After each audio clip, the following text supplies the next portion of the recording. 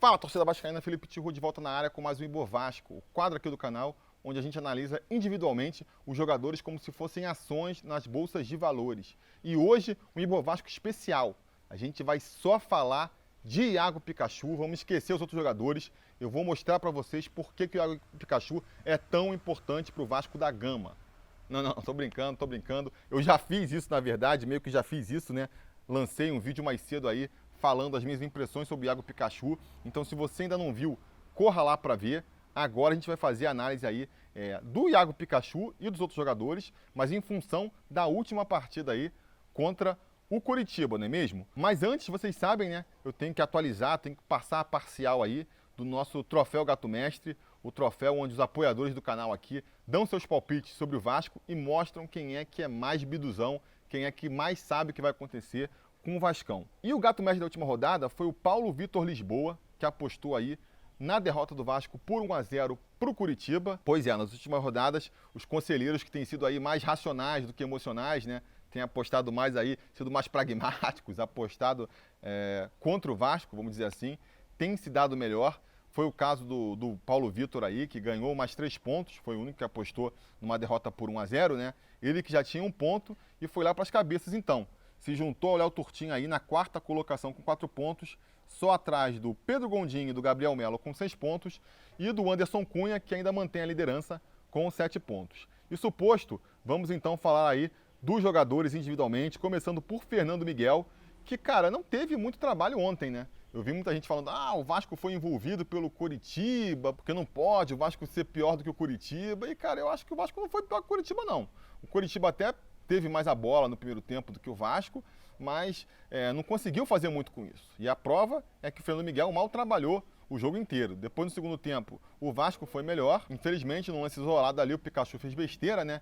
E aí a gente acabou saindo com a derrota. Então, no caso do Fernando Miguel, nem tem muito o que avaliar, né? A gente pode avaliar o lance do pênalti, em que, se por um lado ele fez bem de fazer a defesa, mais uma defesa do Fernando Miguel em pênalti, por outro lado, cometeu o erro de mais uma vez se adiantar. E aí, por mais que a gente possa falar aí do rigor, do VAR, de ficar marcando para voltar, essa coisa que o pessoal, agora pênalti, você já pode dar gol pro adversário logo, porque os caras vão fazer voltar até a bola entrar dentro da rede. Beleza, isso é uma outra questão. Aí a gente vai ter que discutir o VAR, critérios do VAR, é questão para outro vídeo.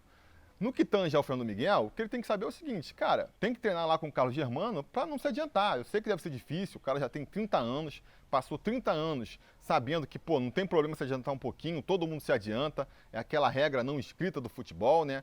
Mas tem que entender que, do ano passado para cá mudou. Agora, se você não tiver com o pé na linha, os caras vão mandar voltar, então não adianta nada. Tem que treinar para ficar em cima da linha, dá nervoso, porque o cara fica lá. Paciência, porque já é a segunda vez, né, que ele defende um pênalti e o juiz manda voltar porque ele se adiantou. Então acho que já deu para entender que isso não vai mudar, cara. Não vai mudar. Tem que treinar lá para poder ficar em cima da linha. Basicamente isso. Então eu vou estabilizar aqui a cotação dele, né? Ele agarrou o pênalti mal bem, deu essa mole de se adiantar. No restante do jogo acabou não fazendo nada demais. Vai ficar com seus 600 pontos aqui. Tá estabilizado. Na lateral direita, vamos falar de Iago Pikachu.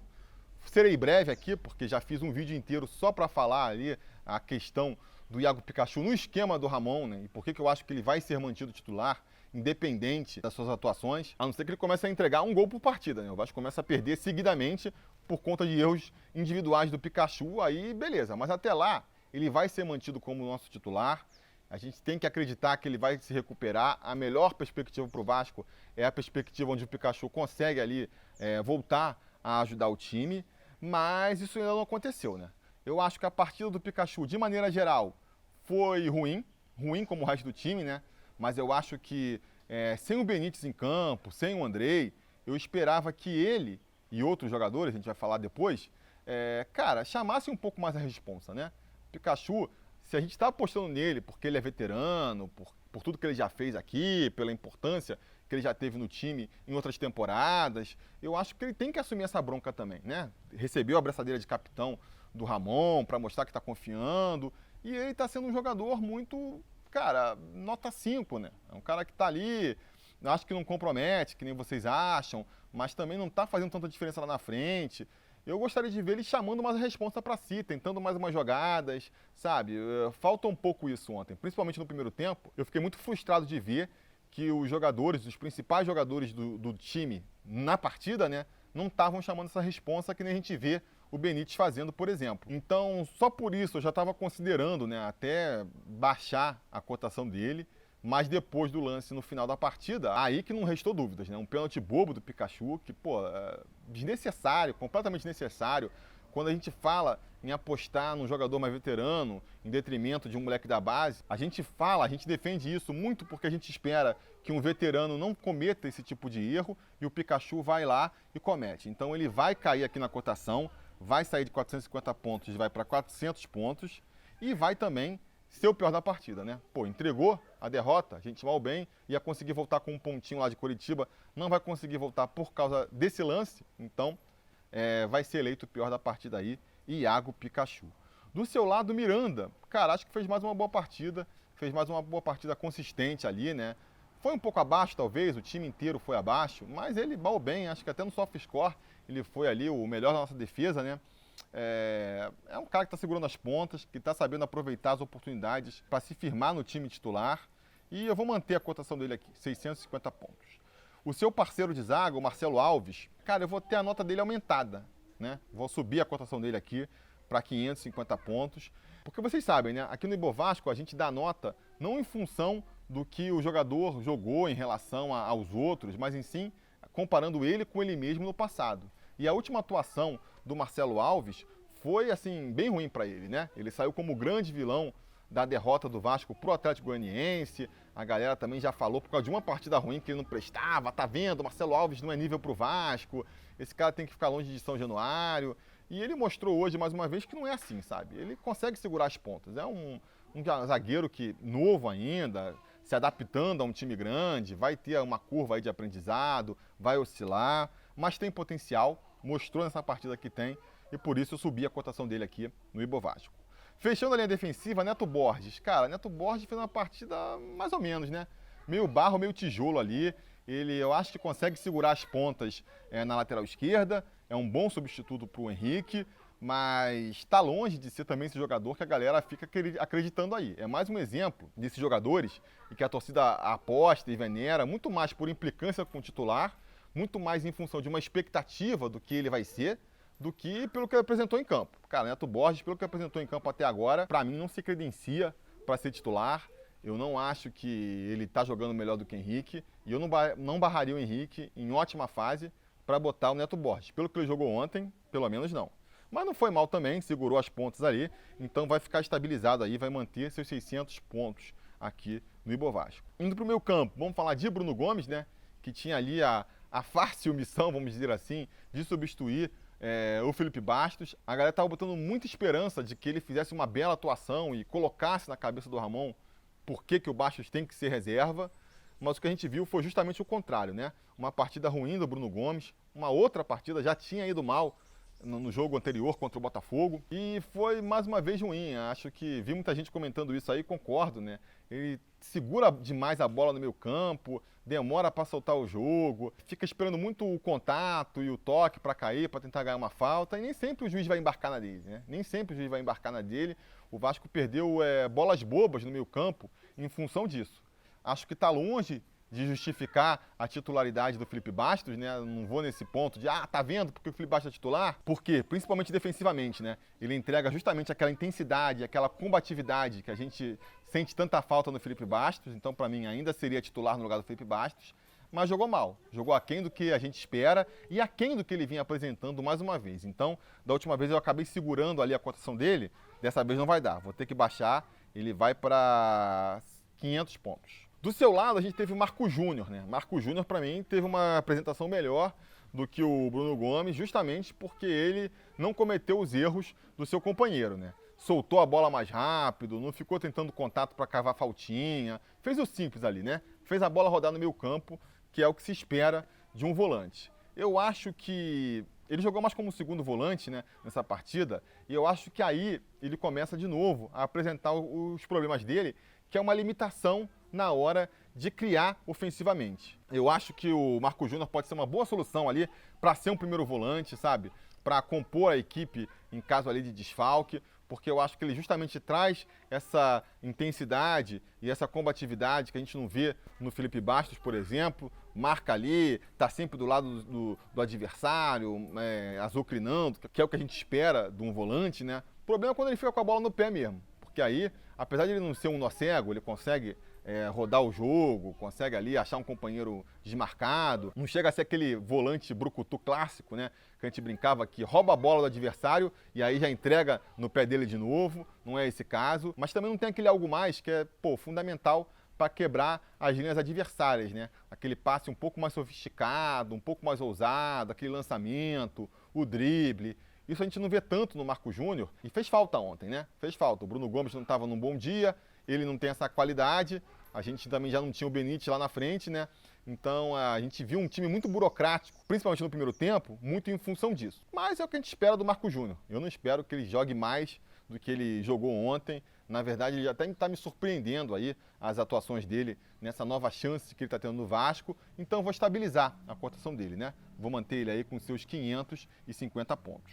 Mais na frente a gente teve o Bruno César, com a difícil missão de substituir o Benítez, né? É uma missão ingrata. O Bruno César a gente também já sabe que não dá para esperar muito dele, mas mesmo assim não dá pra gente deixar de se decepcionar, né? Porque principalmente no primeiro tempo ontem ele foi muito mal, né?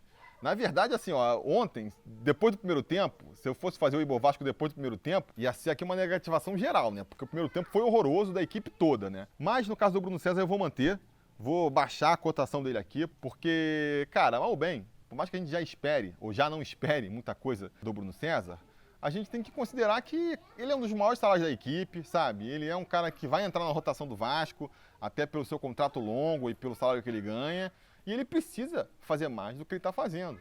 Ele não pode até estar correndo, até voltou para tentar recompor, mas precisa ser mais veloz, sabe? Precisa entrar mais no jogo, precisa se apresentar mais. E o pior de tudo, né? O pior de tudo, nem na bola parada, que é onde a gente achava que ele poderia ainda ter algum destaque, ele está se criando, né? Foi bater lá os escanteios ontem, o time jogando mal, não conseguindo criar nada no primeiro tempo, né? Aí conseguimos os escanteios, eu falava, bom, pelo menos os escanteios a gente pode tentar brigar, né? Tem um Catatal que é alto, Marcelo Alves que é alto, joga essa bola na área aí, vamos ver o que a gente apronta. Mas, porra, nem os escanteios, cara. A característica principal do Bruno César, que é a bola parada, nem nisso o cara estava conseguindo se destacar, então é demais, né? Então é demais. No segundo tempo, ele, assim como o resto da equipe, vai crescer um pouco mais, ele vai conseguir fazer um bom cruzamento pela esquerda ali, né? Que vai ser até aquela bola do Cano no segundo tempo, que ele pega ali meio de voleio, assim, a lá Romário, e que obriga lá o Wilson a fazer uma excelente defesa, foi num cruzamento do Bruno César. De repente, se o Cano tivesse feito aquele gol, né? A gente até estaria sendo mais condescendente aqui com o Bruno César.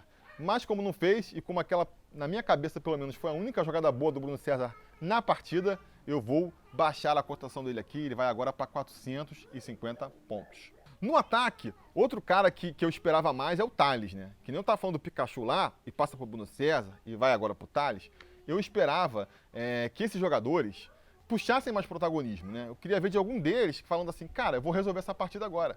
Dá pra mim que eu vou resolver. A gente não viu isso com o Pikachu, a gente não viu isso com o Bruno César e a gente também não viu isso com o Thales, apesar de que o Thales ele rendeu melhor ontem do que rendeu contra o Botafogo, né? Ele mal ou bem no segundo tempo ali, vai mandar uma bola na trave, um belo chute. O primeiro tempo foi horroroso, e aí insisto, né? Pelo primeiro tempo ia estar todo mundo negativado. Mas no segundo tempo o Thales voltou bem para a partida, é ele que vai fazer lá o cruzamento que o Parede vai desperdiçar, vai chutar em cima do goleiro, ele vai pegar ali aquela bola e vai chutar na trave, pô, de fora da área, uma cobrança difícil, né? Então eu vou até subir a cotação dele aqui, ele vai para 600 pontos, porque, insisto, no Ibovasco a gente compara o jogador com a atuação dele anterior. E ele, inegavelmente, jogou melhor contra o Curitiba do que jogou contra o Botafogo. Vocês vão de concordar. Mas, se você quiser criticar o Thales e falar que ele ainda assim fez uma partida abaixo, eu vou concordar contigo. Eu acho que o Thales é um jogador que tem assim, uma qualidade técnica muito grande, ele mata muito bem a bola, tem o poder do drible muito eficiente, mas ele não está conseguindo fazer isso, converter isso em boas jogadas para a equipe. Ele tem que complementar isso com uma finalização boa, com um passe bom, para poder fazer o seu talento se transformar em chances de gol para o Vasco. E por mais que ele tenha feito isso aí, nesses dois lances que eu já comentei, é pouco ainda, né? É pouco. Ou então Então, o que ele pode fazer é o seguinte, né? Se ele vai ser bom só no drible, então ele tem que ser muito eficiente no drible, conseguir desmontar as defesas adversárias só no drible, né? Porque aí conseguir desmontar as defesas adversárias só no drible, virar aí tipo um novo Denner, algo do tipo. Isso ele também não é ainda. Então a gente precisa ver o Thales dando esse salto a mais, né? A gente está aqui ansioso para ver o Thales dar esse salto a mais. Entendo a ansiedade da torcida. Agora, acho que é meio que nem o Pikachu ali, né? Ele não tem reserva mesmo. Você não tem hoje um jogador para você botar ali no setor e que você pode esperar que vá fazer mais do que o Thales. Então, uma boa temporada do Vasco passa por uma recuperação do Thales e por isso eu entendo a insistência do Ramon com ele, mas tem que fazer melhor ainda, tem que fazer melhor. Vai subir aqui na cotação, porque jogou melhor do que contra o Botafogo, mas eu ainda espero mais de Thales Magno. Do outro lado, o Igor Catatal fez ali mais uma partida decente, né? Normal. Aí eu vou fazer o mesmo comentário que fiz para todos o pessoal do ataque aqui, né? Se fosse pelo primeiro tempo, ia negativar. Mas no segundo tempo, ele deu uma compensada ali. É um jogador que a gente sabe, né? Não dá para esperar muito tecnicamente dele. Ele está até me surpreendendo nesse quesito aí, porque eu esperava que ele fosse ser até mais perna de pau do que ele é. Mas é um jogador de poucos recursos. Acho que uma qualidade dele é saber disso e não tentar fazer jogadas e que ele não vai conseguir. E compensa isso, insisto, né? Sendo muito voluntarioso, com velocidade. É um jogador que busca a linha de fundo, isso é importante, ajuda na defesa. Então, assim, dentro aí dessa má fase que o Vasco vem atravessando, ele é um dos jogadores que está conseguindo segurar as pontas por ali. Então, eu vou estabilizar a cotação dele aqui com 600 pontos. Finalmente, vamos chegar aí no último titular, né? O último jogador que começou atuando, que é Germancano, que, cara, fez mais uma partidaça, na minha opinião, né? Vou aqui subir mais uma vez a cotação dele, que ele precisa se destacar nos pontos do resto do time, né? Precisa ficar claro que ele está acima da galera. E vou botar ele como o melhor da partida também, porque, cara, ele foi ali a fonte de lucidez no ataque, né? Aquele primeiro tempo dorminhoco do time do Vasco, que ninguém estava fazendo nada, a bola não chegava no Germancano, ele foi criar o seu próprio lance de ataque, roubou a bola do atacante ali e finalizou super bem, obrigou o goleiro do Curitiba a fazer uma excelente defesa. Depois, no segundo tempo, saiu mais para o jogo, dele o passe ali para o Thales mandar a bola na trave, vai fazer aquela excelente finalização no cruzamento do Bruno César. Tá mostrando que vai buscar jogo, né? Tá mostrando que pode ser mais do que só um excelente finalizador, que já seria bastante para o Vasco, né? Até ontem eu estava vendo ali a resenha do Mauro César, falando sobre o time do Vasco, e ele sabiamente desistiu, né? Deixou de lado aquela comparação com o Brocador, porque eu acho que o Cano está mostrando nessas últimas partidas que é mais do que só um cara que empurra a bola para dentro. Então vai ser aí, mais uma vez, o nosso craque da partida.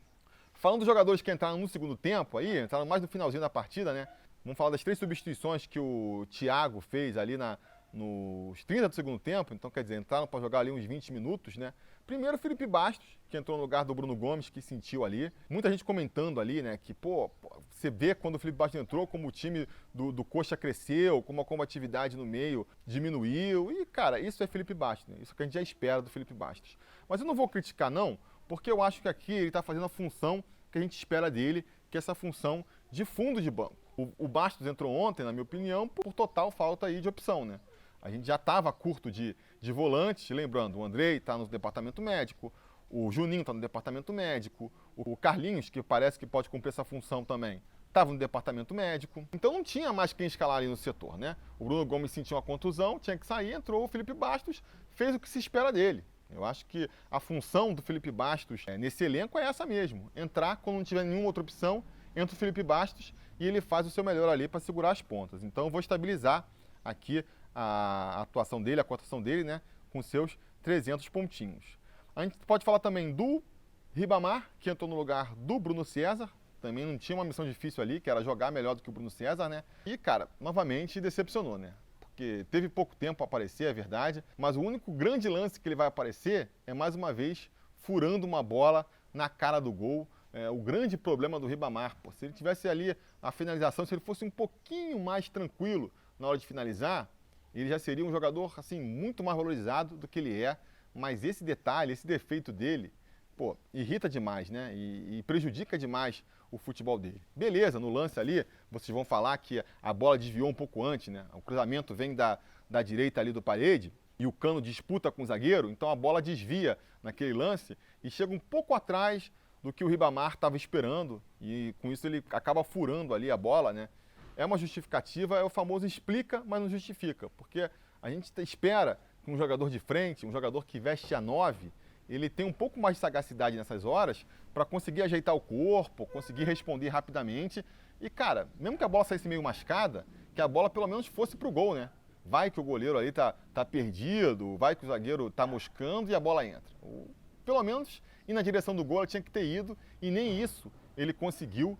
Ele acabou furando a bola. Como esse foi o único lance dele na partida de mais destaque, a gente vai aqui, mais uma vez, derrubar a cotação dele. Ele que tinha subido no último Bovasco vai cair de novo agora para 500 pontos. Finalmente, o terceiro jogador que entrou aí aos 30 do segundo tempo foi o Guilherme Parede, no lugar do Igor Catatal, e eu me surpreendi com a entrada do Guilherme Parede. Muita gente vai se revoltar porque ele vai perder aquele gol, né? Vai receber a bola ali, na pequena área e vai conseguir chutar em cima do goleiro. Era a lei do ex ali se apresentou a lei do ex para o Guilherme Parede e ele preferiu não executá-la, né? Mas, cara, me surpreendeu, porque as últimas atuações do Guilherme Parede tinham sido muito ruins. Ele vinha entrando aí aos 30 do segundo tempo, aí contra o Fluminense ele entrou a partida inteira, inclusive, e, cara, 90 minutos em que ele não apresentou nada, não apareceu em uma jogada de ataque, não fez nada, lento, parecia com a perna presa, e ontem ele já mostrou um jogador diferente. Mal ou bem, nesse lance aí, ele estava ali, estava dentro da área para receber a bola, matar, ajeitar, finalizou mal, mas pelo menos construiu a jogada.